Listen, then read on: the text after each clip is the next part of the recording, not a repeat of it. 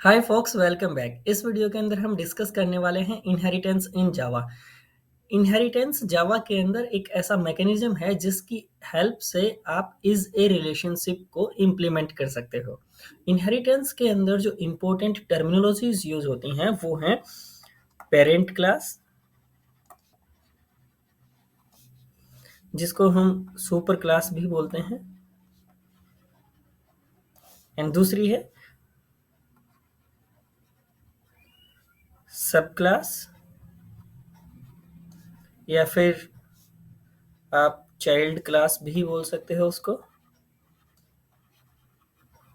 या फिर हम उसको डिराइव्ड क्लास भी बोल देते हैं। डिराइव्ड क्लास तो एक क्लास पेरेंट क्लास होगी अगर उस क्लास में से कोई दूसरी क्लास डिराइव की गई हो, और एक क्लास को हम सब क्लास, चाइल्ड क्लास या डिराइव्ड क्लास बोलेंगे अगर वो क्लास किसी दूसरी क्लास से डिराइव की गई हो। ओके,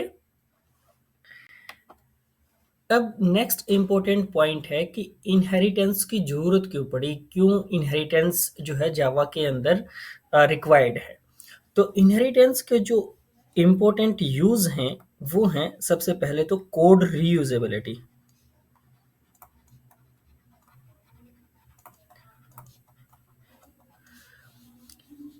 कोड रीयूजेबिलिटी कैसे है कि जो भी आपके पास पेरेंट क्लास के अंदर, ये पेरेंट क्लास है आपकी, इस पेरेंट क्लास के अंदर डेटा मेंबर या फिर बिहेवियर, इसका मतलब जो आपके पास मेथड्स हैं, यहाँ आपके पास अवेलेबल हैं डेटा मेंबर्स और यहाँ अवेलेबल है मेथड्स।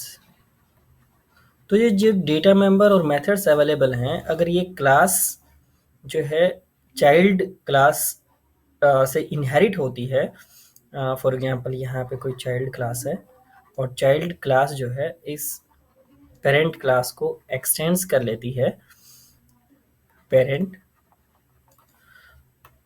तो उस केस में जो भी यहाँ पे आपने कोड लिखा है वो कोड जो है अवेलेबल हो जाएगा चाइल्ड क्लास के अंदर। तो इसका मतलब आपकी कोड की रीयूजेबिलिटी जो है वो इंक्रीज हो गई। Second is पोलीमॉर्फिज्म।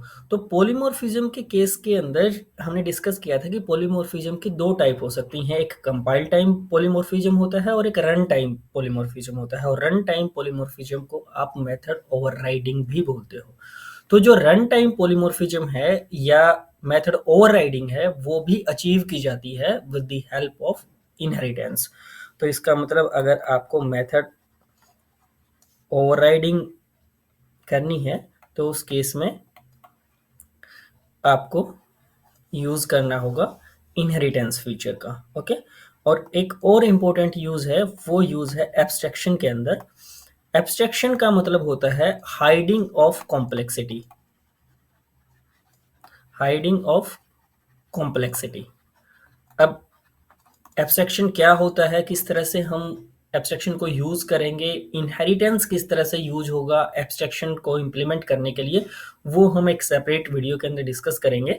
अभी आप इतना समझ लीजिए कि inheritance is very much needed to implement code reusability, method overriding and abstraction. Okay, अब हम डिस्कस करते हैं types of inheritance.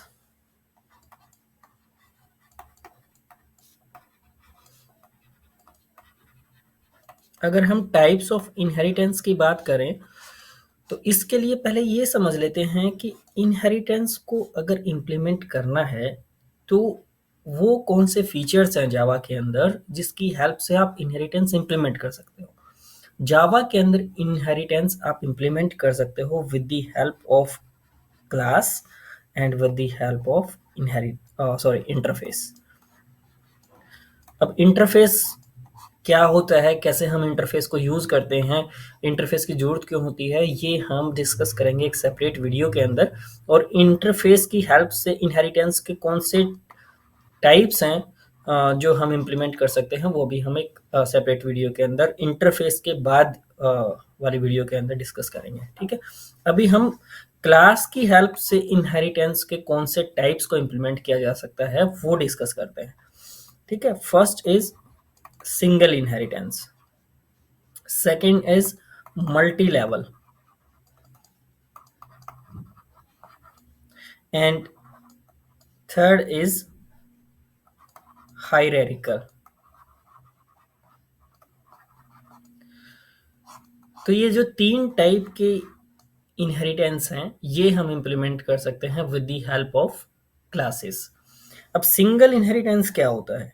Single inheritance आपके एक उस इनहेरिटेंस के टाइप को बताता है जहां पे एक सब क्लास होती है और एक ही सुपर क्लास होती है। मतलब एक आपने पेरेंट क्लास बनाई, जैसे फॉर एग्जांपल क्लास ए, यहाँ पे आपने डेटा मेंबर्स और मेथड्स को डिफाइन किया, फिर एक क्लास बनाई बी, और वो क्लास बी जो है वो एक्सटेंड्स कर रही है ए क्लास को, तो इसको हम बोलेंगे सिंगल इनहेरिटेंस, जहाँ पे पेरेंट और चाइल्ड दोनों ही क्लासेस एक एक हैं, एक पेरेंट क्लास है और एक चाइल्ड क्लास है। ठीक है। अब मल्टी लेवल इनहेरिटेंस क्या होता है? मल्टी लेवल इनहेरिटेंस इनहेरिटेंस का वो टाइप है जिसके अंदर जो सब क्लास है वो सब क्लास फिर से एक्सटेंड या इनहेरिट होती है किसी और क्लास से। तो अभी क्या हुआ कि पेरेंट क्लास जो है वो इनहेरिट हुई किसी एक सब क्लास के साथ में, फिर जो वो सब क्लास थी वो सब क्लास फिर से इनहेरिट हो गई किसी और सब क्लास के अंदर। तो ऐसे केस को हम मल्टी लेवल बोलेंगे। जैसे अगर हम करंट एग्जांपल की बात करें तो क्लास ए को एक्सटेंड कर लिया था क्लास बी ने, और अब क्लास बी को कोई क्लास सी एक्सटेंड कर ले, class C extends class B, तो जो ये एग्जांपल हो जाएगा, ये एग्जांपल हो जाएगा आपका मल्टी लेवल का। ओके। अब हायरार्किकल, हायरार्किकल का केस क्या है? हायरार्किकल का केस है जहां पर आपके पास पेरेंट तो एक हो लेकिन जो चाइल्ड हैं या सब क्लासेस हैं वो मल्टीपल हो। मतलब वो मल्टीपल सब क्लासेस एक ही पेरेंट क्लास को इनहेरिट कर रही हैं। तो इस केस में जैसे आपके पास पेरेंट क्लास ए है और क्लास बी और सी दोनों की दोनों क्लास ए को ही एक्सटेंड करने लग जाए, हम क्लास सी को दोबारा से लिख रहे हैं, क्लास सी एक्सटेंड्स क्लास ए।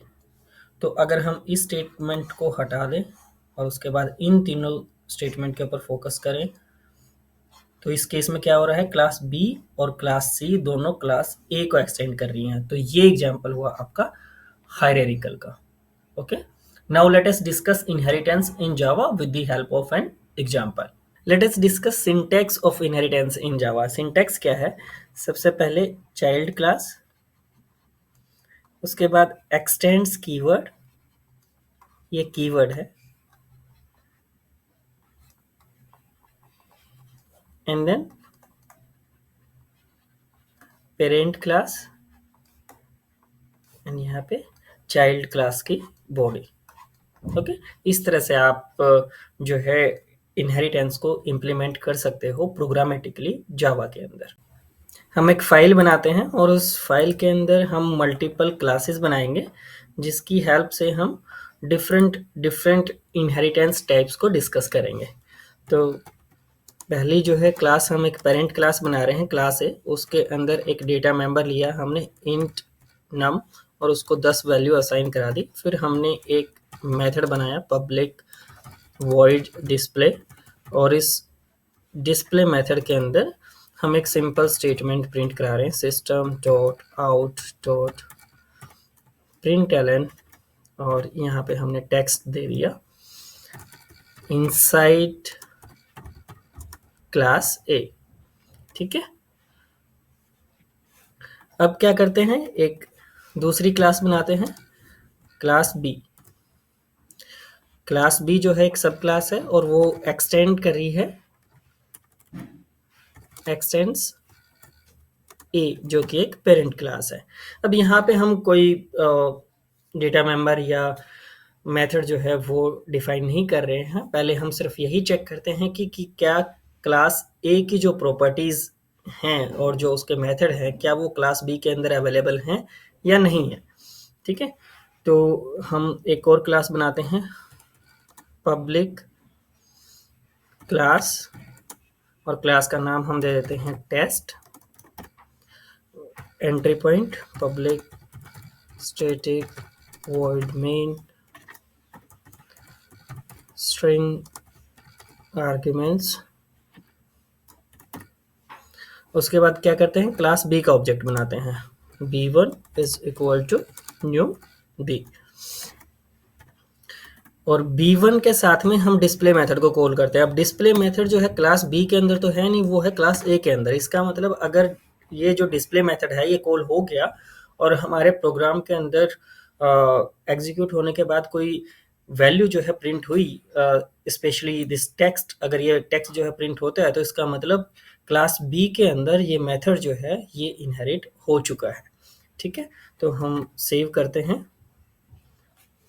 टेस्ट डॉट जावा के नाम से सेव किया, और उसके बाद जो है प्रोग्राम को हम एग्जीक्यूट कराते हैं।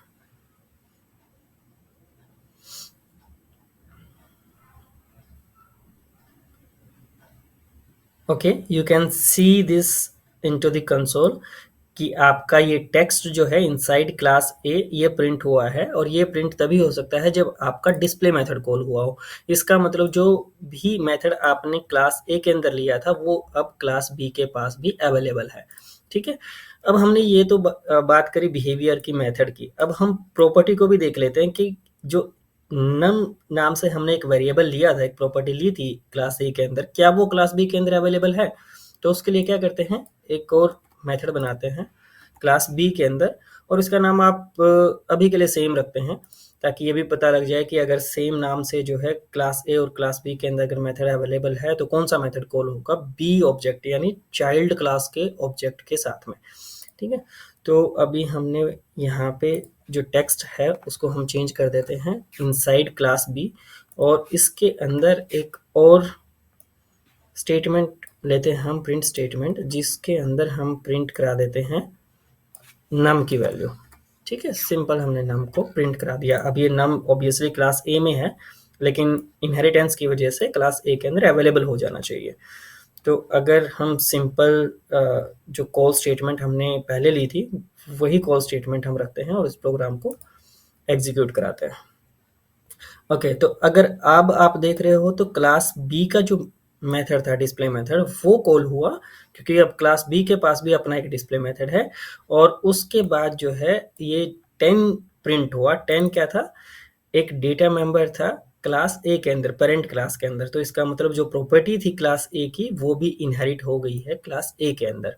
और अगर आप इस एग्जांपल को ध्यान से देख रहे हो तो आपके पास एक पेरेंट क्लास है और एक चाइल्ड क्लास है, तो इसका मतलब जो अभी हमने एग्जांपल किया है वो एग्जांपल है आपका सिंगल इनहेरिटेंस का। ओके, नेक्स्ट हम डिस्कस करते हैं मल्टी लेवल इनहेरिटेंस। और मल्टी लेवल इनहेरिटेंस के अंदर क्या था कि आपके पास एक पेरेंट क्लास होगी, वो जो है एक्सटेंड होगी या इनहेरिट होगी किसी दूसरी सब क्लास के अंदर, फिर वो सब क्लास जो है किसी दूसरी सब क्लास के लिए एक पेरेंट की तरह काम करेगी। ठीक है, तो अगर हम बात करें अभी क्लास ए जो है वो एक्सटेंड हो गई है क्लास बी से, तो इसका मतलब अगर मैं एक और क्लास बनाऊं यहाँ पे क्लास सी, तो वो किसको एक्सटेंड करेगी, वो एक्सटेंड करेगी क्लास बी को, एक्सटेंड्स बी। ठीक है, अब क्लास बी के पास कोई और वैल्यू हो, फॉर एग्जांपल यहाँ पे मैं ले लूँ इंट num2 और उसकी वैल्यू 20 यहाँ पे हम असाइन करा दें, तो इसका मतलब क्या हुआ कि यहाँ पे क्लास ए की जो प्रॉपर्टीज थी वो क्लास बी के पास आ गई, और जो बी एक्सटेंड हुई क्लास सी से, तो जो क्लास बी की प्रॉपर्टीज होंगी वो क्लास सी के पास आ जाएंगी। तो सी के पास class A plus class B इसकी जो प्रॉपर्टीज हैं वो अवेलेबल होंगी, तो नम भी अवेलेबल होगा और नम टू भी अवेलेबल होगा। इसको चेक करने के लिए एक मेथड बनाते हैं क्लास सी के अंदर, और यहाँ पे हम क्या करते हैं, नम के साथ नम टू भी प्रिंट करा देते हैं। ठीक है, यहाँ पे नम लिया और यहाँ पे हमने num2 डाल दिया।